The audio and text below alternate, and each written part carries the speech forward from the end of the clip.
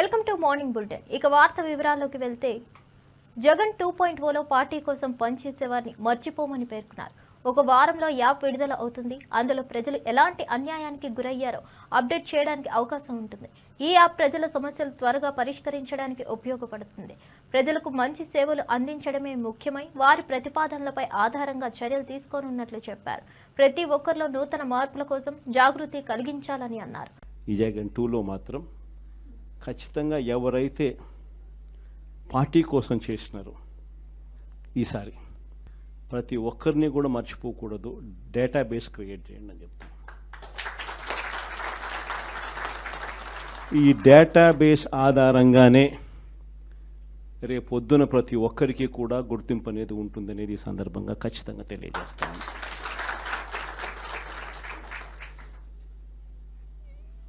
ఇక్కడే కాదు, రాష్ట్ర వ్యాప్తంగా కూడా రాబోయే రోజుల్లో నెక్స్ట్ 1 వీక్లో నెక్స్ట్ వీక్ బహుశా ఒక యాప్ కూడా తయారు చేస్తా ఉన్నాం. దాంట్లో కూడా మీ సీనియర్ లాయర్లు అందరూ కూడా దాంట్లో యాప్లో కూడా ఇన్వాల్వ్ అవుతున్నారు. యాప్ తయారీ కార్యక్రమంలో రాష్ట్ర వ్యాప్తంగా వైఎస్ఆర్సీపీ కార్యకర్తకి ఎవరైనా ఎక్కడ అన్యాయం జరిగినా ఆ యాప్ డౌన్లోడ్ చేసుకొని తన పేరు, తనకు ఏమన్యాయం జరిగింది, తనకు ఎవరి వల్ల అన్యాయం జరిగింది, ఆ అధికారి హోదా ఏమిటి, నీకు జరిగిన అన్యాయం ఏమిటి, ఆటోమేటిక్లీ మన డిజిటల్ లైబ్రరీలోకి వచ్చేస్తుంది. ఇక్కడ వచ్చిన తర్వాత రేపొద్దున మనం అధికారంలోకి వచ్చిన తర్వాత వీళ్ళందరి మీద రేపొద్దున జగన్ 2లో ఎవడెవడైతే అన్యాయం చేసినాడు, ఎవడెవడైతే అధికారి తన అధికారాన్ని దుర్వినియోగం చేశాడు, ఎవడెవడైతే అన్యాయంగా మనుషులను చిత్రహింసలు పెట్టారు, వాళ్ళందరినీ కూడా రేపొద్దున చట్టం మీద నిలబడతాం. చట్టం తన పని తాను చేసుకొని పోతుంది. ఈవీఎంలను తొలగించాలి. కేటీఆర్ ఎన్నికల కమిషన్ కు విజ్ఞప్తి చేశారు. ఈవీఎంలను తొలగించి పేపర్ బ్యాలెట్ పద్ధతిలో ఎన్నికలు నిర్వహించాలని, పేపర్ బ్యాలెట్ ద్వారా ఎన్నికల పారదర్శకత మరింత పెరిగే అవకాశం ఉందని ఆయన తెలిపారు. ప్రజల నమ్మకాన్ని పెంచే విధంగా ఎన్నికలు జరిపించాల్సిన అవసరం ఉందని అభిప్రాయపడుతున్నారు. ఈ విధానం ప్రజల విశ్వసనీయతను పెంచుతుందని, అందువల్ల ప్రజలు తమ ఓటు హక్కును వినియోగించుకోవాలని తెలిపారు. వారికి ఇవాళ మేము ఒక 6-7 విషయాలు కుండబద్దలు కొట్టినట్టు మా పార్టీ అభిప్రాయాన్ని చెప్పాం. అందులో మొట్టమొదటిది, ప్రపంచవ్యాప్తంగా ఈరోజు అమెరికా లాంటి దేశాలు కానీ, యునైటెడ్ కింగ్డమ్ కానీ, జర్మనీ కానీ, ఇటలీ కానీ, ఇంకా చాలా దేశాల్లో ఇవాళ ఎలక్ట్రానిక్ ఓటింగ్ మెషిన్లు కొంతకాలం ప్రయోగాలు చేసినా దాని నుంచి వచ్చిన కొన్ని ఫలితాల విషయంలో వచ్చిన అనుమానాలు, ప్రజల్లో ఉన్న విశ్వాసలేమి, నమ్మకం లేని తనం వల్ల ఓటింగ్ మెషిన్లు వద్దనుకొని పేపర్ బ్యాలెట్ కే ఈ దేశాలన్నీ కూడా మళ్ళీ తిరిగి వెనక్కి వెళ్ళిపోయినాయి. మేము ఎన్నికల కమిషన్ ని కోరింది ఏమంటే, మనం కూడా భారతదేశంలో ప్రపంచంలోనే అతి పెద్ద ప్రజాస్వామ్య దేశం భారతదేశం, 140 కోట్ల జనాభా కలిగిన దేశం, మరి దాదాపు 100 కోట్ల ఓటర్లు కలిగిన దేశం. మరి ఇట్లాంటి దేశంలో ఏదో ఈ మెషిన్ల వల్ల ఏదో నష్టం జరుగుతున్నది, నేను వేసిన ఓటు నేను అనుకున్న వారికి పోవడం లేదు అనే అభిప్రాయం ఉంటే అది ప్రజాస్వామ్యానికే చేటు. కాబట్టి మరి ఎలక్ట్రానిక్ ఓటింగ్ మెషిన్లను పక్కన పెట్టి తిరిగి పేపర్ బ్యాలెట్ నే తీసుకోవాలని చెప్పి ఇవాళ మేము మా పార్టీ తరఫున ఎలక్షన్ కమిషన్ కోరాం. ఆ ప్రాసెస్ కూడా మళ్ళీ తిరిగి పేపర్ బ్యాలెట్ ప్రవేశపెట్టే ప్రాసెస్ కూడా బీహార్ ఎన్నికల నుంచే ప్రారంభించండి. నవంబర్ లో జరగాల్సి ఉన్న బీహార్ ఎన్నికల్లోనే తిరిగి పేపర్ బ్యాలెట్ ప్రవేశపెట్టండి. ఆ తర్వాత వచ్చే సాధారణ ఎన్నికల్లో అన్నింటిలో కూడా ఖచ్చితంగా మళ్ళీ పేపర్ బ్యాలెట్ తోనే నిర్వహించాలని చెప్పి కూడా మా పార్టీ తరఫున కుండబద్దలు కొట్టినట్టుగా మా అభిప్రాయాన్ని చెప్పాం. అట్లాగే ఎన్నికల్లో పార్టీలు ఇచ్చే హామీలు, ఎన్నికల్లో పార్టీలు ఇచ్చే అడ్డగోలు వాగ్దానాలు, ఈరోజు తెలంగాణనే ఎగ్జాంపుల్ గా తీసుకుంటే కాంగ్రెస్ పార్టీ ప్రజలకు అరిచేతిలో వైకుంఠం చూపెట్టి 420 హామీలు ఇచ్చి ఇష్టం వచ్చినట్టుగా నోటికి ఎంత వస్తే అంత అడ్డగోలు మాటలు చెప్పి ఒక వేలం పాటలాగా, ఒక అర్రాస్ పాటలాగా నోటికొచ్చిన వాగ్దానాలు చేసి ప్రజల్ని మోసం చేసి మభ్యపెట్టి ఓట్లు సంపాదించింది. మాకంటే 1.8% ఓటు ఎక్కువగా సాధించి ఇవాళ ప్రజల్ని 100 రోజుల్లోనే అన్ని వాగ్దానాలు అమలు చేస్తామని చెప్పి గ్యారంటీ కార్డులు ముద్రించి చివరికి స్టాంప్ పేపర్ల మీద అఫిడవిట్లు కూడా మరి ఇచ్చి ప్రజల్ని ఎట్లా వంచిందో, గుడిలో దేవుడి ముందు కూడా బాండ్ పేపర్లు పెట్టి ఎట్లా వంచినారో ప్రస్తుత ముఖ్యమంత్రి గారు, ఉప ముఖ్యమంత్రి గారు, ఇంకా ఇతర కాంగ్రెస్ పార్టీ నాయకులు, అది కూడా మేము సవివరంగా ఎక్స్ప్లెయిన్ చేయడం జరిగింది. ఎన్నికల్లో ఇచ్చిన మేనిఫెస్టోకి రాజకీయ పార్టీలు కట్టుబడి ఉండకపోతే తప్పకుండా వారిని శిక్షించాల్సిన బాధ్యత కూడా ఎన్నికల కమిషన్ మీదనే ఉన్నది. ఎన్నికల్లో ప్రజల్ని వంచే ఏ పార్టీ అయినా అధికారంలోకి వచ్చిన తర్వాత మోసం చేస్తే వారి అవసరమైతే సభ్యత్వాన్ని రద్దు చేసే విధంగా వారిని అనర్హులుగా మళ్ళీ భవిష్యత్తులో ఎలక్షన్ లో పాల్గొనడానికి అనర్హులుగా ఆలోచన చేయాలని చెప్పి కూడా ఎలక్షన్ కమిషన్ కి మేము విజ్ఞప్తి చేయడం జరిగింది. అట్లాగే ఈ రోజు బీహార్ లో ఏదైతే ఇంటెన్సివ్ గ్యాస్ రాయితీ డిజిటల్ వ్యాలెట్ మంత్రి వర్యుడు నాదెండ్ల మనోహర్ గ్యాస్ రాయితీ డిజిటల్ వ్యాలెట్ కూపన్లు దీపం లబ్ధిదారులకు 2 జిల్లాల్లో విజయవంతంగా అందించడం ప్రారంభించారు. ఈ పథకాన్ని రాష్ట్ర వ్యాప్తంగా అమలు చేయాలని ఆయన ఆశాభావం వ్యక్తం చేశారు. అలాగే ఈ పథకం రేషన్ సరఫరా వ్యవస్థలో కూడా అమలు చేయడం ద్వారా ప్రజలకు మరింత సౌకర్యం అందించడానికి ప్రయత్నిస్తామని తెలిపారు. గిరిజనుల ఉత్పత్తులను రేషన్ దుకాణాల్లో విక్రయించడం ద్వారా వారి ఆదాయాన్ని పెంచాలని పేర్కొన్నారు. వాళ్ళు ముందుగానే డబ్బులు చెల్లించాల్సిన అవసరం ఉండదు. ఈ ప్రాజెక్ట్ సక్సెస్ఫుల్ అయితే మేము దాన్ని స్కేలప్ చేసి రాష్ట్ర వ్యాప్తంగా దాదాపు 1 కోటి మందికి ఇస్తున్నాం. ఈ రోజున దీపం పథకం కింద సిలిండర్స్ 1 కోటి మందికి కూడా మేము ఈ విధంగా డైరెక్ట్ క్యాష్ ట్రాన్స్ఫర్ చేసేటట్టు సిద్ధమవుతున్నాం.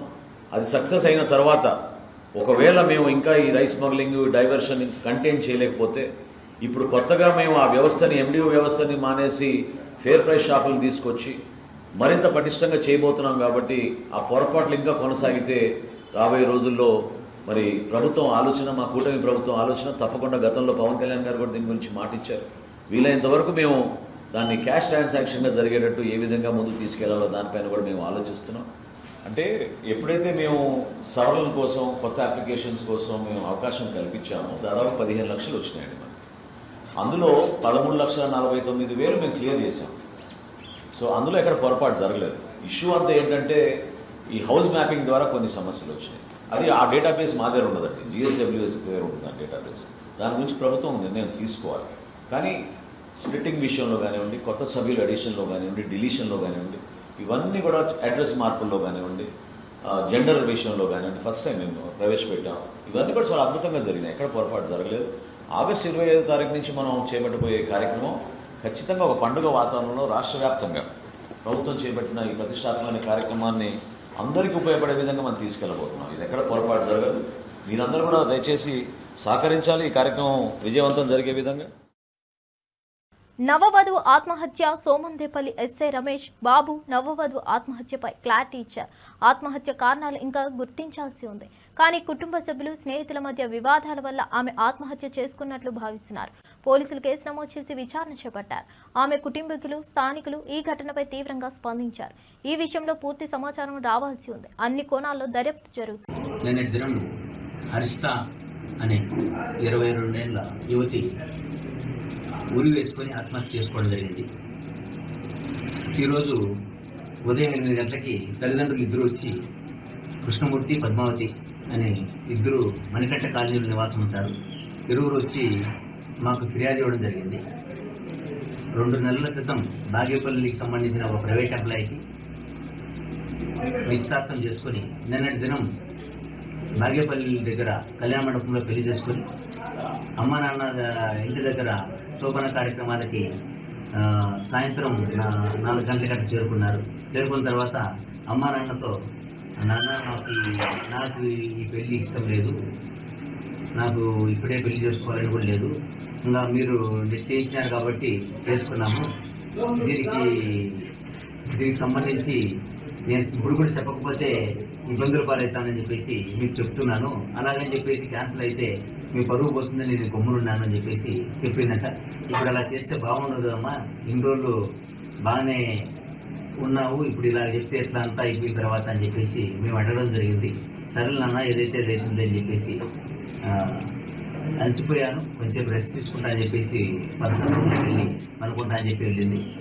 కొంతసేపు తర్వాత నిద్ర లేపాలని చెప్పి మా పాపను లేపితే ఎంతసేపు గడి తీయకపోయేసరికి చూస్తే తలుపు గడి ఉన్నది. గడి పగలగొట్టి లోపలికి వెళ్ళిన తర్వాత ఉరి వేసుకొని తన చీరతో ఉరి వేసుకొని చనిపోవడం జరిగింది. దీనిపైన తల్లిదండ్రులకు ఎటువంటి అనుమానాలు లేవు, వాళ్ళు ఫిర్యాదులు పేర్కొనడం జరిగింది. దీనిపైన కేసు నమోదు చేసి దర్యాప్తు చేస్తారు.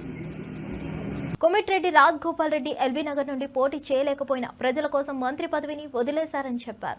ఆయన రాజకీయాల్లో పదవులు సంపాదించాలనే లక్ష్యంతో రామ్ ప్రసాద్ రెడ్డితో కూడా వ్యతిరేకత వ్యక్తం చేశారు. రాజగోపాల్ రెడ్డి తన కృషిని ప్రజల అభివృద్ధికి మాత్రమే సారించారని అన్నారు. రాజకీయాల్లో పోటీ చేసే సమయంలో ప్రజల సమస్యలను పరిష్కరించే ముందు పదవుల కోసం పోరాడడం ఆయనకు సరైన మార్గం కాదని పేర్కొన్నారు. ఒక చదువుకున్న ఎమ్మెల్యే ఎమ్మెల్సీ గారు సిద్ధాంతాలు కట్టుబడి ఉండే కమ్యూనిస్ట్ నాయకుడు. మా ఇద్దరికి కొన్ని సిద్ధాంతాలు ఉన్నాయి. ఏదో ఎవరో ఈ మధ్య ఏదో మాట్లాడుతున్నారు. మీరు ఏదైనా మాట్లాడితే మంత్రి పదవి రాలేదని మాట్లాడుతున్నారు. అది మంత్రి కావాలంటే ఎల్బీనగర్ పోర్ట్ చేసుకే మంత్రి ఇస్తామని చెప్పిర్రు. నాకు వద్దని, నాకు మునుగోడు ప్రజలు కావాలని నేను ఇక్కడికి వచ్చిన. నన్ను ఎవరన్నా మీకేం కావాలి, మంత్రి పదవి కావాలన్నా, మునుగోడు ప్రజలు కావాలన్నా, మునుగోడు ప్రజలు అభివృద్ధి కావాలంటే నేను మునుగోడు ప్రజలు కావాలి, అభివృద్ధి కావాలంట. అందులో అనుమానం లేదు.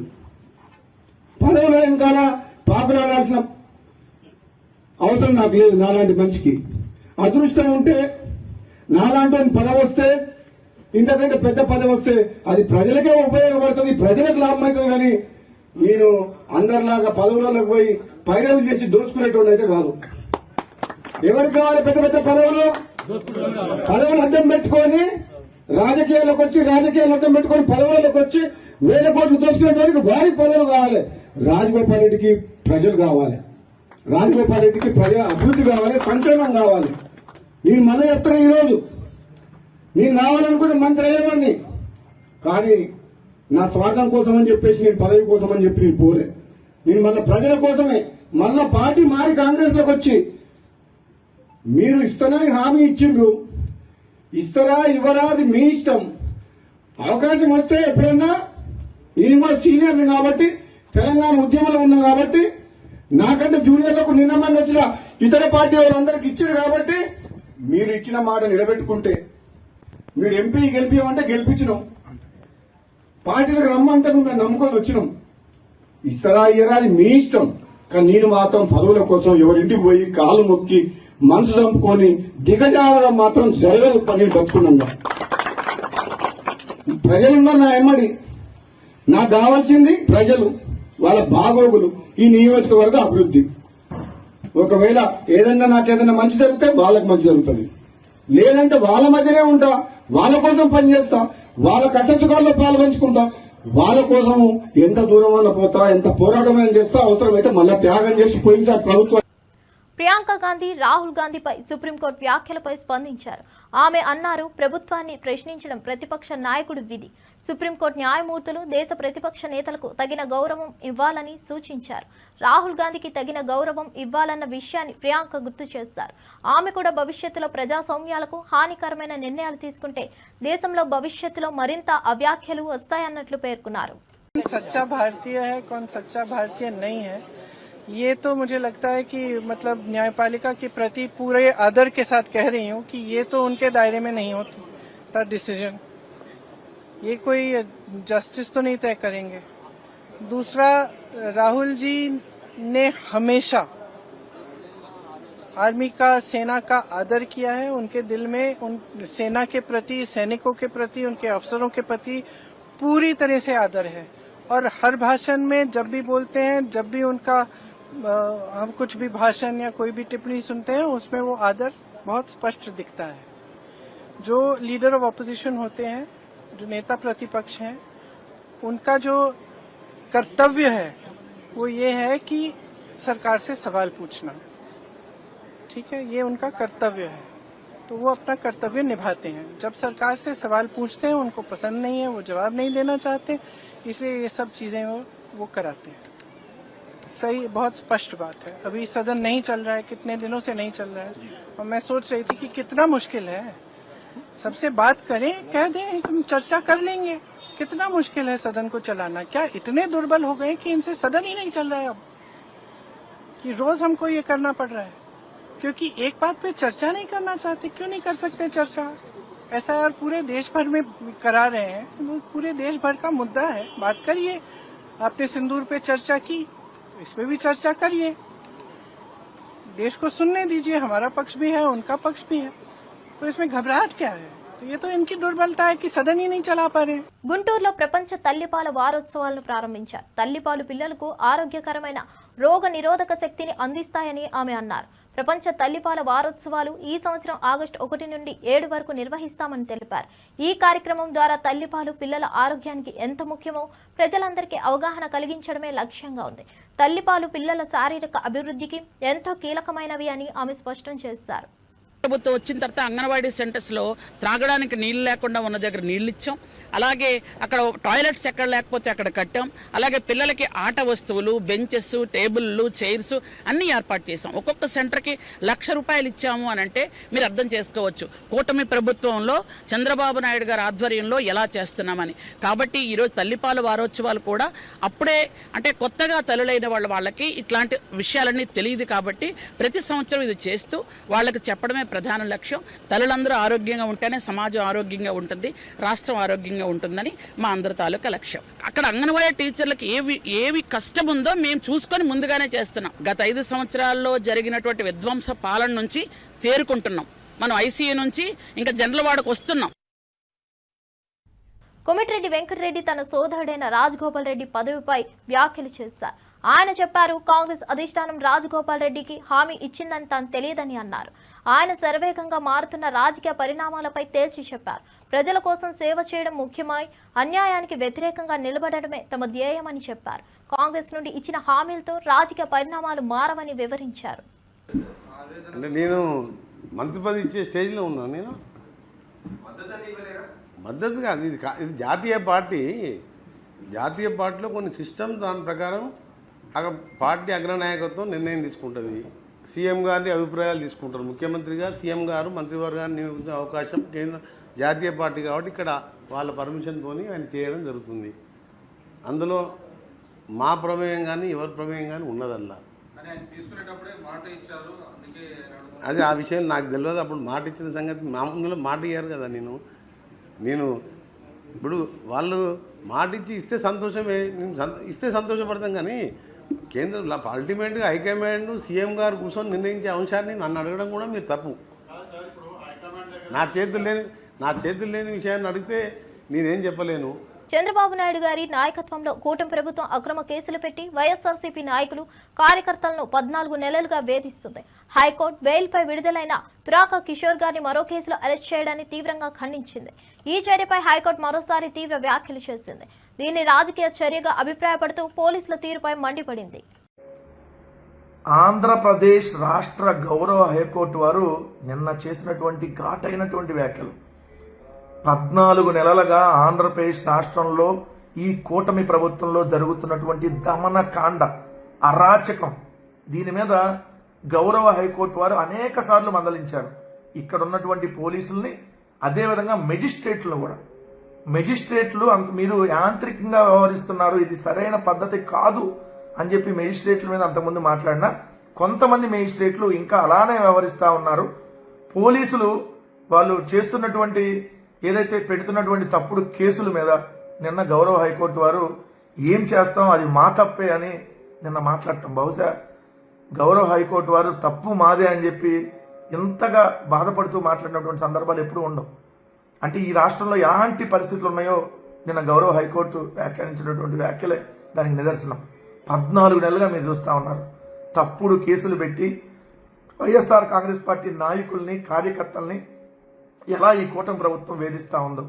దానిలో భాగంగానే మాచర్ల మున్సిపల్ మాచర్ల మున్సిపల్ చైర్మన్గా పనిచేసినటువంటి తురగా కిషోర్, వైఎస్ఆర్ కాంగ్రెస్ పార్టీ నాయకుడిని అక్రమ కేసులు పెట్టి ఎలా వేధించారో, కేసుల మీద కేసులు పెట్టి 8 నెలలుగా జైల్లో ఎలా మగ్గేటట్టుగా చేశారో, మళ్ళీ మొన్న బెయిల్ మీద బయటకు వస్తే, అన్ని కేసుల్లో బెయిల్ వచ్చేసి బయటకు వస్తే, మళ్ళీ జైలు నుంచి బయటకు రాగానే మళ్ళీ అమ్మడిని అక్కడే అరెస్ట్ చేసి మళ్ళీ అమ్మడినే పోలీసులు తీసుకెళ్లినటువంటిది. దానికి మేజిస్ట్రేట్ గారు రిమాండ్ వేయటం, దాని మీద తురగా కిషోర్ గారి భార్య ఏదైతే కోర్టుకు వెళ్తాం, దాని మీద తురగా సురేఖ గారు వేసినటువంటి పిటిషన్కి సంబంధించి గుంటూరు జిల్లా జైలు నుంచి విడుదలైన తన భర్త తురగా కిషోర్ను పల్నాడు జిల్లా రెండచింతల పోలీసులు అక్రమంగా నిర్బంధించారని, తన భర్తను కోర్టు ముందు హాజరుపరిచేలా పోలీసులను ఆదేశించాలని కోరుతూ తురగా సురేఖ బుధవారం హైకోర్టులో అత్యవసరంగా లంచ్ మోషన్ రూపంలో హెబియస్ కార్పస్ దాఖలు చేశారు. దీనిపై ఇటీవల విచారణ జరిపిన జస్టిస్ రఘునందనరావు ధర్మాసనం అసలు తురగా కిషోర్పై ఎన్ని కేసులు నమోదయ్యాయి, వాటిని ఎప్పుడు నమోదు చేశారు, ఎప్పుడు ఏ ఘటనలో అరెస్ట్ చేశారు తదితర వివరాలు తమ ముందుంచాలని చెప్పి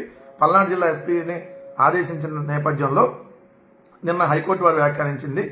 మెజిస్ట్రేట్లు ఇలా యాంత్రికంగా రిమాండ్ విధిస్తున్నారు, అది మా తప్పే, మేము వాళ్ళకి శిక్షణ ఇవ్వాలి.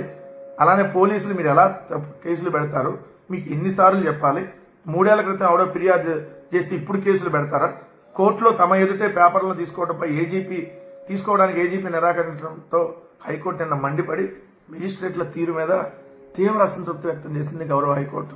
నిజంగా దారుణమైన పరిస్థితులు ఆంధ్రప్రదేశ్ రాష్ట్రంలో ఉన్నాయి, అత్యంత దారుణమైనటువంటి పరిస్థితులు.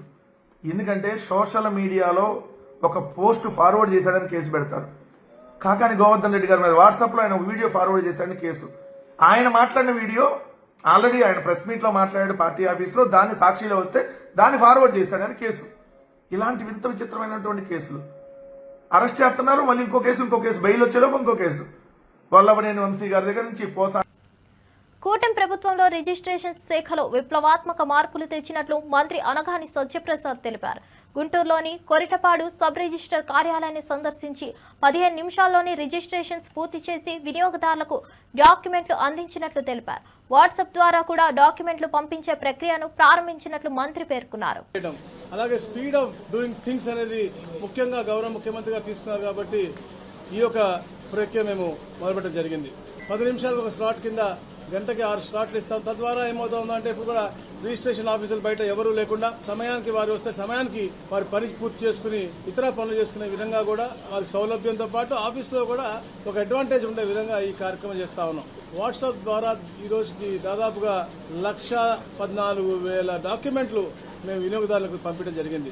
అలాగే 8,055 మ్యారేజ్ సర్టిఫికేట్లు. అంటే వారు దానికోసం తిరగకుండా వాట్సాప్ ద్వారా వారి ఇంటికే పంపించే విధానం, వాళ్ళు డౌన్లోడ్ చేసుకుని వాటిని వాడుకునే విధానం, ఇది ఒక మంచి ప్రక్రియ. ఏదైతే డెవలప్మెంట్ జీపీఏ ఉందో అది రద్దు చేయడం కూడా ఈ ప్రభుత్వం చేసినటువంటి అద్భుతమైనటువంటి కార్యక్రమం. తద్వారా ఒక ఉత్సాహమైనటువంటి వాతావరణం అటు డెవలపర్కి ఇటు ఓనర్కి కూడా కలుగుతా ఉంది. కాళేశ్వరం ప్రాజెక్టు గురించి జారీ అయిన కమిషన్ నివేదికపై బీఆర్ఎస్ నేతలు అవాస్తవాలు ప్రచారం చేస్తున్నారని మంత్రి పొంగులేటి శ్రీనివాసరెడ్డి ఆరోపించారు. ప్రాజెక్టు మంత్రివర్గ ఆమోదంతో కేంద్ర ప్రభుత్వం అనుమతులతో పూర్తి చేసి నిజాంను అసెంబ్లీ వేదికగా ప్రజలకు చెప్పబోతున్నట్లు తెలిపారు. వైసీపీ నేతలు అభివృద్ధి చూసి విమర్శలు చేస్తున్నారని మండిపడిన ఆయన ప్రభుత్వానికి రాజకీయ మిత్రులు చెప్పిందే చెప్పి పాడిందే పాడి అబద్ధాన్ని నిజంగా, నిజాన్ని అబద్ధంగా చిత్రీకరించాలని తాపత్రయపడుతూ ఏ రిపోర్ట్ అయితే వచ్చిందో ఆ రిపోర్టు వచ్చిన దగ్గర నుంచి భయభ్రాంతులకి గురవుతూ ఏదో ముందుకు ముందే ఊహించుకుంటూ వారు అవాక్కులు చవాక్కులు ఏవైతే పేరుతున్నారో, ఏవైతే మేము కేంద్ర ప్రభుత్వం నుంచి 11 పర్మిషన్లు ఉన్నాయి ఈ కాళేశ్వరం కట్టడానికి, కేబినెట్ అప్రూవల్ ఉంది. కేబినెట్ అప్రూవల్ ఉన్నది అనేది కూడా ఎంత పచ్చి భూతో ఆ 11 అప్రూవల్స్ అంతే ఉంది. వారు వేసిన ఐపవర్ కమిటీ సీనియర్ ఇంజనీర్లతో వేసిన రిపోర్టుని ఎవరు దాచిపెట్టారో, ఎందుకు దాన్ని డిస్ప్లే చేయలేదో అనేక అంశాలు రేపు అసెంబ్లీ సాక్షిగా డిబేట్కి వస్తాయి. చివరగా ఒకటి చెప్పదలుచుకున్నా, ఈ ప్రభుత్వం ఎవరి మీద కోపం లేదు. ఉద్దేశపూర్వకంగా ఎవరిని ఇబ్బంది పెట్టాలని ఈ ప్రభుత్వం ఆలోచన కానే కాదు. ఈ ప్రభుత్వం పేదోడు పక్షాన పోరాటం చేసే ప్రభుత్వం, పేదోడికి అండగా ఉండే ప్రభుత్వం.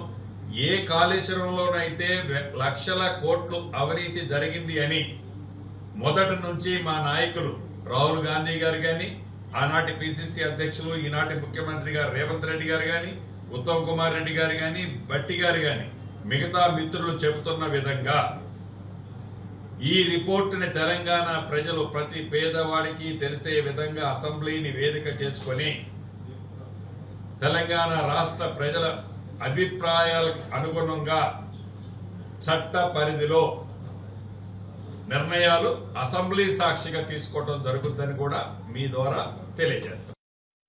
కడప జిల్లా ఒంటిమిట్టలో మంత్రి మండిపల్లి రాంప్రసాద్ రెడ్డి పర్యటించారు. టీడీపీ కార్యకర్తల సమావేశం అనంతరం గ్రామస్తులు ఘన స్వాగతం పలకగా దాదాపు 100 కుటుంబాలు టీడీపీ తీర్థం పుచ్చుకున్నట్లు చెప్పారు. జెడ్పీటీసీ అభ్యర్థిగా ముద్దు కృష్ణారెడ్డిని ప్రకటించిన మంత్రి ఈ నిర్ణయాన్ని అందరి ఆమోదంతో తీసుకున్నట్లు వెల్లడించారు. ఏవైతే సంక్షేమ ఫలాలు ఈరోజు ప్రజలకు అందుతున్నాయో దానికి తార్కాణమే ఈ చేరికలని తెలియజేసుకుంటున్నా. ముఖ్యంగా ఈ గ్రామాన్ని పట్టి పీడిస్తున్న ముంపు వాసుల యొక్క సమస్యను గౌరవ ముఖ్యమంత్రి చంద్రబాబు నాయుడు గారి దృష్టికి తీసుకొని పోయి అతి త్వరలోనే ఈ సమస్యకు పరిష్కారం చేస్తామని సభాముఖంగా ఇక్కడ మీ అందరికీ హామీ ఇస్తున్నా.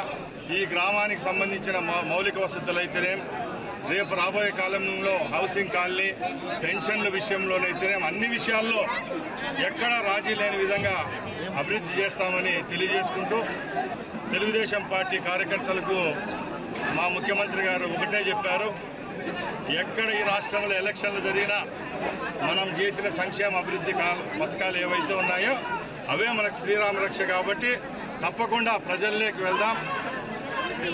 రాజంపేట నియోజకవర్గంలో మన తడాక ఏందో ఈ ఒంటిమిట్టతోనే రుజువు చేసే విధంగా మనందరం కలిసికట్టుగా పనిచేస్తామని తెలియజేసుకుంటూ సెలవు తీసుకుంటాం. కొట్టాల శ్రీనివాస్ గారు బీసీల గురించి 10 సంవత్సరాలు అధికారంలో ఉన్నప్పుడు ఆలోచించారా అని కవిత దొంగ దీక్షకు సంబంధించి మండిపడ్డారు. చంద్రబాబు ప్రభుత్వంలో బీసీలకు ఎలాంటి గౌరవం ఇవ్వలేదని అన్నారు. కవిత మాత్రం బీసీ రిజర్వేషన్ పై సీరియస్ కావడం లేదని, కేవలం ప్రదర్శనతో ప్రజలు మోసం చేస్తున్నారని విమర్శించారు. ఈ రోజు 42% బీసీలకు ఇయ్యాలని ఎమ్మెల్సీ కవిత ఒక కొంగ జపం చేస్తున్న సంగతి సందర్భంగా మనం చేస్తా ఉన్నాం. గత 10 సంవత్సరాలుగా ఆమె పార్లమెంట్ సభ్యురాలుగా ఉన్నప్పుడు గాని, లేకుంటే శాసన మండలి సభ్యురాలుగా ఉన్నప్పుడు గాని, కేసీఆర్ తన తండ్రి ముఖ్యమంత్రిగా ఉన్నప్పుడు గాని, ఏనాడు గాని బీసీల పట్ల గాని, బీసీల కులాల పట్ల గాని, ఎప్పుడైనా గాని వాళ్ళ తరఫున గాని, వాళ్లకు మద్దతు గాని, వాళ్ళ డిమాండ్ల గురించి గాని ఏనాడన్నా ప్రశ్నించిందా? ఒకవేళ ప్రశ్నిస్తే ఆ వీడియో గాని ఆడియో గాని చూపిస్తే నేను కోటి చౌరస్తాకు వచ్చి నేను ముక్కు రాసుకుంటా. అదే విధంగా ఈ రోజు స్వార్థ రాజకీయాలతోటి, ఇంట్లో కొట్లాటలు తోటి ఈరోజు బయటకు వచ్చి లిక్కర్ గా భారతదేశంలో సీతా, సావిత్రి, అనసూయ, అరుంధతి పుట్టిన ఈ దేశంలో ఒక కవిత గారు లిక్కర్ స్కామ్ ఇడికిన తర్వాత బెయిల్పై వచ్చిన తర్వాత భుజాన వేసుకున్నది బీసీల గురించి మాట్లాడుతుంది. కానీ ఎన్నడూ మరి గత సంవత్సరంలో కానీ, గత ప్రభుత్వంలో ఉన్నప్పుడు కానీ ఏనాడు కూడా బీసీల గురించి మాట్లాడలేదు. చట్టసభలలో బీసీలకు 50% రిజర్వేషన్ ఉండాలని ఎన్నోసార్లు బీసీ సంఘాలు డిమాండ్ చేసినప్పుడు కూడా పార్లమెంటు సభ్యురాలై ఉండి ఏనాడు కూడా బీసీల గురించి మాట్లాడలేని కవిత ఈ రోజు స్వార్థపూర రాజకీయాలకు, విష రాజకీయాలకు తెరదీసి ఈ రోజు నువ్వు ఏ పార్టీలో ఉన్నావమ్మా అని సందర్భంగా నేను అడగదలుచుకున్నా. ఇవాళ నువ్వు బీఆర్ఎస్ అంటున్నావు, కేసీఆర్ గారు మీ నాయకుడు అంటున్నావు. మీ నాయకుడి కుటుంబం నుంచి మీ అన్న గాని, మీ బావ గాని, మీ యొక్క ఎమ్మెల్యేలు గాని, మీ యొక్క ఎంపీలు గాని, మీ యొక్క సీనియర్ నాయకులైన ఎవరైనా మీ ధర్నాకు వచ్చిరా? అసలు నువ్వు ఏ పార్టీలో ఉన్నావు? ఇది తేలవలసిన అవసరం ఉంది. ఈ కపట నాటకం కానీ ఇలా రాష్ట్ర బీసీల అందరూ కూడా తలదించుకునే విధంగా మీరు చేస్తున్న కుటిల రాజకీయంగా వర్ణించక తప్పదు. అదే విధంగా కేంద్ర మంత్రి మరి కిషన్ రెడ్డి గారు కూడా బీసీల మీద విషం చల్లుతున్న సంగతి సందర్భంగా మనం చేస్తాం. గత 2 రోజుల క్రితం ధర్నా చౌక్ దగ్గర కేంద్ర మంత్రి అయిన మరొక బండి సంజయ్ ఉండి ఇవాళ ప్రధానమంత్రి క్యాబినెట్ లో మీరుండి ఏదైతే గౌరవం. ఇవండి ఈనాటి విశేషాలు. మరో బులెటిన్ తో మళ్ళీ కలుద్దాం.